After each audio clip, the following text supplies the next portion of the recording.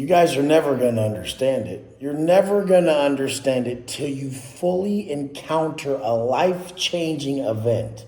When a life-changing event comes your way, when the adversity is real, and you choose to step up like a motherfucking man, that's when you're going to realize that problems are gifts. You asked for strength, or you needed strength for something coming your way in life that you had to step up. You were not at the level of consciousness or the physical capacity.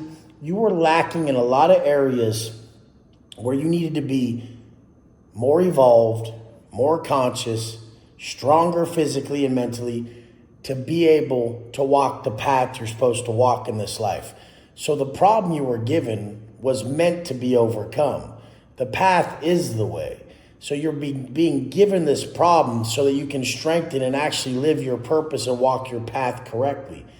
Now, most people, they don't encounter the problems correctly, so they never overcome challenges that are meant to strengthen them. So they just stay at baby bitch boy level 1, and they just keep encountering the same problem and not overcoming it. When you start to be aware and you see problems that you see adversity that's self-inflicted or adversity that's unavoidable in life.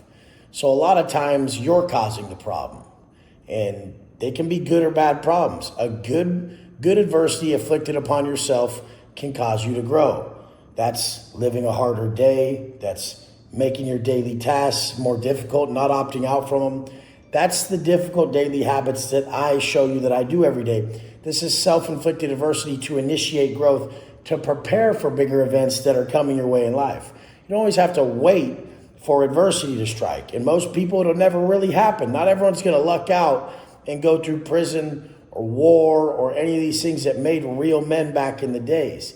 And people are like, why does prison make you a real man? It's not prison. It's an event that breaks most people that you chose not to break on. So it's not prison. It's not war. It's anything that you truly believed at one point you might not make it out of.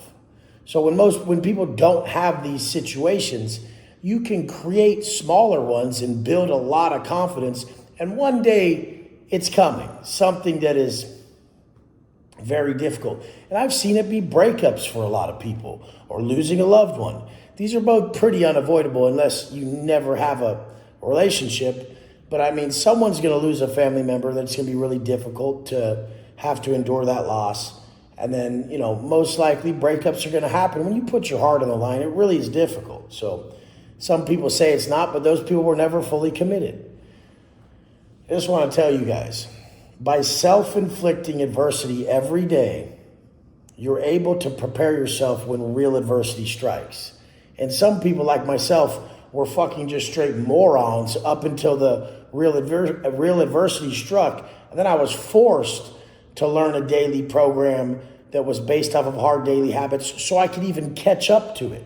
Some of you guys are in that catch-up phase. Like something big happened to you and you're looking around. You're like, fuck, Wes, what's the answer? God, what's the answer? Where's the answer? How do I solve this pain? You have to look into your daily habits.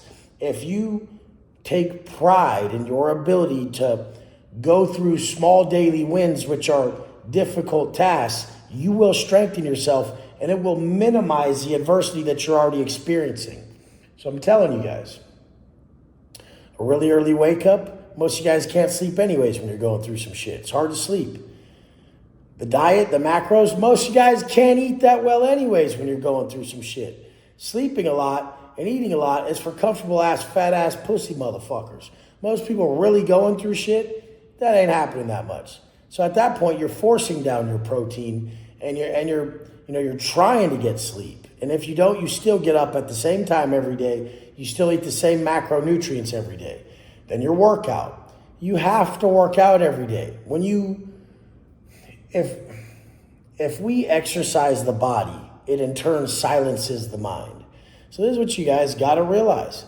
The early wake up, the workout, the macros, and then start picking up philosophy, quotes, scripture, and just really find ones that resonate with you. Like you should get the chills reading them like it's nothing. And that's The chills are actually confirmation.